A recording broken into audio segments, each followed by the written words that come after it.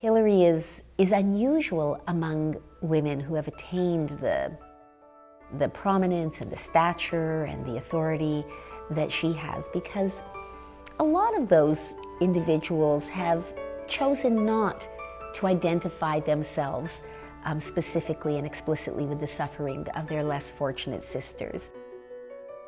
But Hillary, I think in a very moving way, has done something quite different.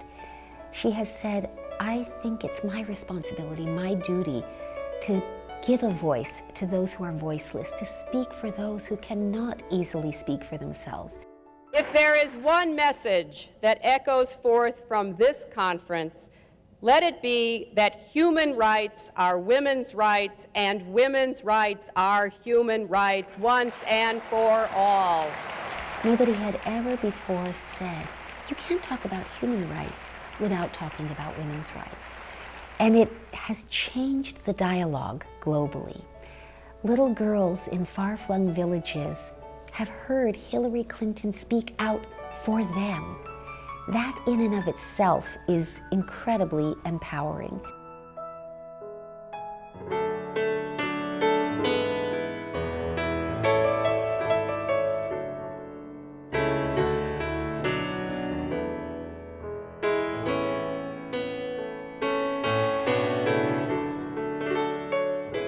It does not matter what country we live in, who our leaders are, or even who we are. Because we are human, we therefore have rights. And because we have rights, governments are bound to protect them.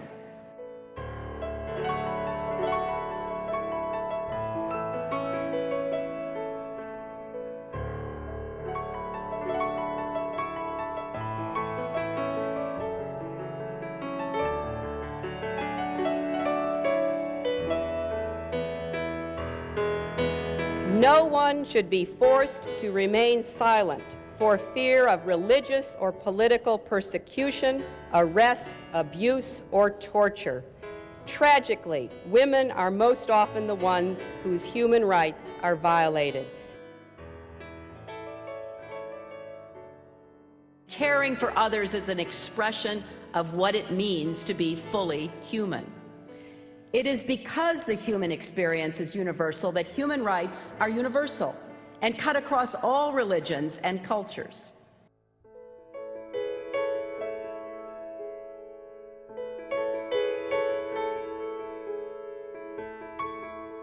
Virtual walls are cropping up in place of visible walls. A few years ago, Secretary Clinton gave what I think is going to be a really historic speech about the importance of the freedom to communicate, what we refer to as internet freedom. And here is, I think, where we see sort of the visionary side of her human rights work, because this really is one of those issues that to some degree is on the cutting edge of what people in the human rights movement are doing. Some countries have erected electronic barriers that prevent their people from accessing portions of the world's networks. They've expunged words, names, and phrases from search engine results. These actions contravene the Universal Declaration of Human Rights, which tells us that all people have the right to seek, receive, and impart information and ideas through any media and regardless of frontiers.